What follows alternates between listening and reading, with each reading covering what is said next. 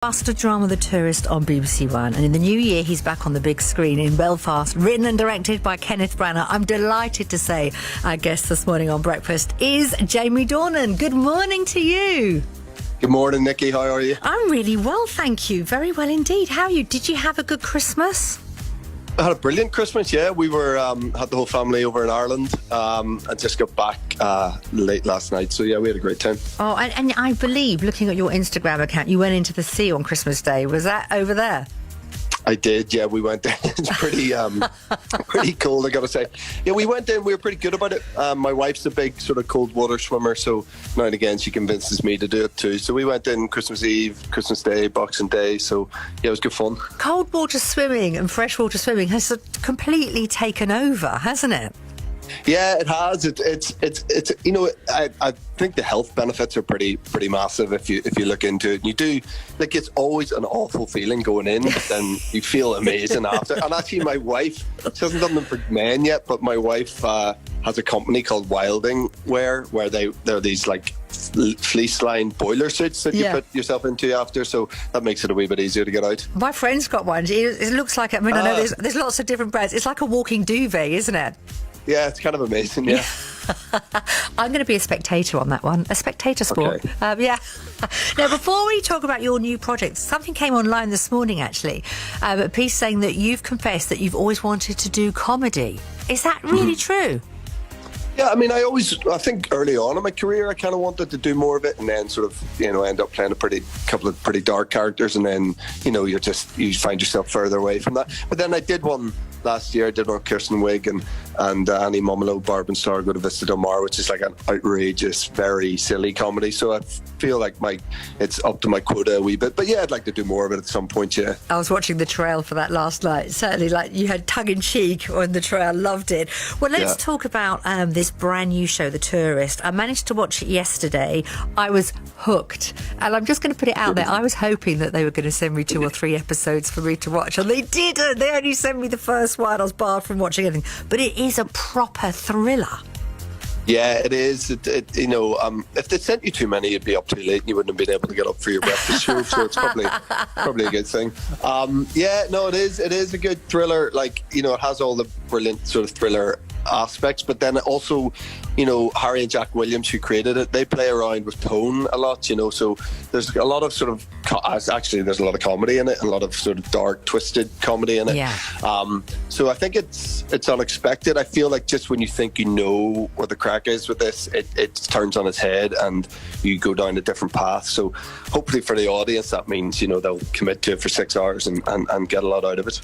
They will. Edge of the seat stuff. I loved it, but I'm not allowed to give anything away. But what I can say is set in the outback in Australia. Where did you film it? Yeah, we were out there for 5 months. We were based predominantly in Adelaide, but we shot more in Adelaide, but then a lot of it in the outback, about 4 hours outside of Adelaide. So a lot of proper Australian wilderness and wildlife out there and big open skies, and it was very beautiful out there. It's stunning. The backdrop is absolutely stunning, and so many productions went to Australia to film last year and this year, didn't they? Yeah, it was funny because when I had the whole family out there, and it was kind of like you felt like we were living COVID free for the large chunk, but actually right at the end, I mean, there was no mask wearing. You checked in and you sanitized everywhere, but predominantly, I mean, in South Australia where we were, there was literally 0 cases the entire time we were there until right at the end, in our sort of penultimate week of filming, there was a bit of an outbreak there, and we had an exemption to keep filming, but there was a bit of an outbreak, and then of course we know that Australia had a bit of a sort of later effect in the whole thing, but we lived pretty much COVID free for a while, which was a lovely feeling, having been stuck over here for a long time. Yeah, of course. Now let's talk about your character called The Man. He has amnesia. Please will you say, because I'll get into trouble if I give out too much, so just give us a rough synopsis. Yeah, so we meet this man, the man, and he's driving through the Australian outback.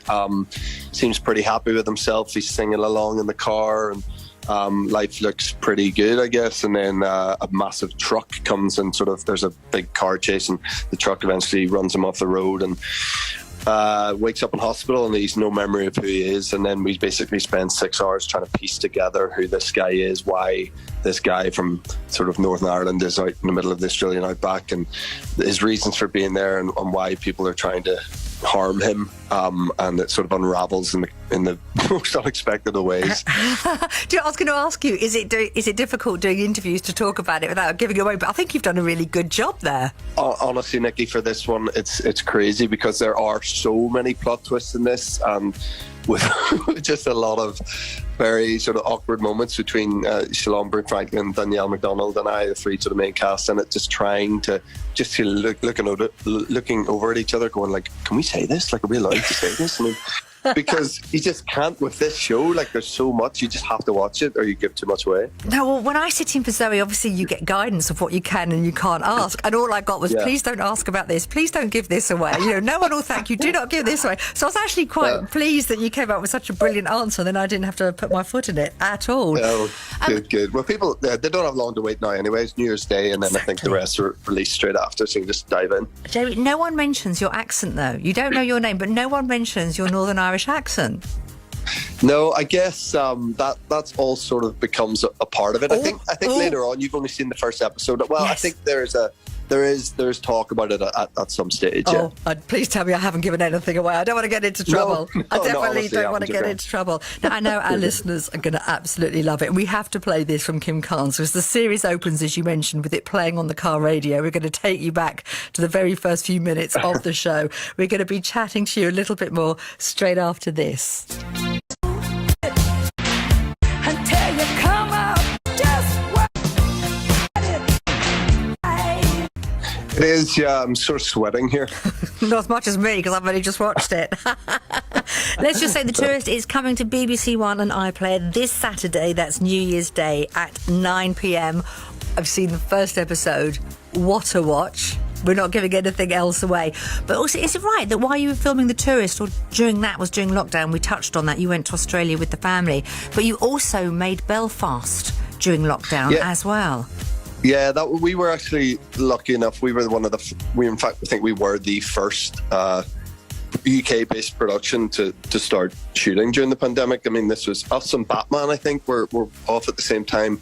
And this was before vaccines or anything like that. You know, it was way back in August of last year. So, yeah, it was a nice one. Nice to be able to get two great jobs out of the way in the middle of a pandemic. Amazing. Yeah, because not only professionally, but also just that focus, because it has been such a difficult time, especially the entertainment industry. You know, we hear so much about it.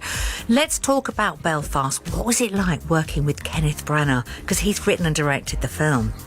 Yeah, I mean, it's a proper treat, you know, to have someone of that caliber want to work with you. You know, that alone is a nice thing, and we just had the best time making that movie, and to be working with that, you know, group of actors, and you know, have Dame Judi Dench play my mother, and Ciarán Hinds, my dad, and Katrina Balfe. It was just like this lovely collection of people, and we had an amazing time, and we felt very lucky to be able to shoot someone in that time, and luckily the reception so far has been just insane, and you know, it's been a bit of a very fun ride for us to experience all the love for the film. Well, congratulations on your first Golden Globe nomination for it too. I mean, when you are filming something like that, is there the added pressure, because it's partly autobiographical about Kenneth Branagh's life?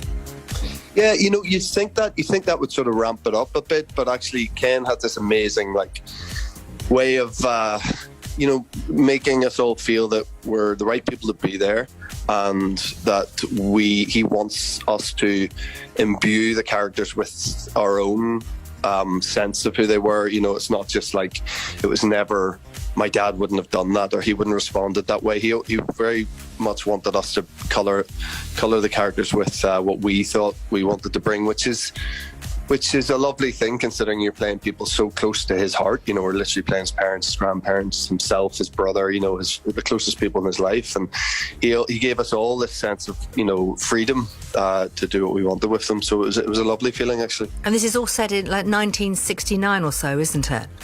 Correct. Yeah, that is when that's when the conflict started. That ran for 30 years, and that is when Ken was a 9-year-old boy living in working class estate in North Belfast, and his family made a decision, and not an easy decision, but made a decision to get out of Belfast at the beginning of the conflict and move to Reading and start a sort of new life. And so it's very much a sort of take on that time of his life. I'm very much looking forward to it. If I ever meet Kenneth Branagh, I definitely won't be calling him Ken, but it made me smile that you do, because you're best of friends. Your new film Belfast is in cinemas from January the 21st, and let's just mention The Tourist again because it is awesome. Coming to BBC One and iPlayer this Saturday, that's New Year's Day at 9 p.m. Jamie, thank you so much. All the best to you and your family for the new year. Thank you for coming on to the show. Zoe sends her love to you, and she'll be having you back on later on in the year, I'm sure, when she's back here in the hot seat. All right. Sounds good. Thank you. Take care. Bye-bye. Nice to talk to you, Nikki. All the best.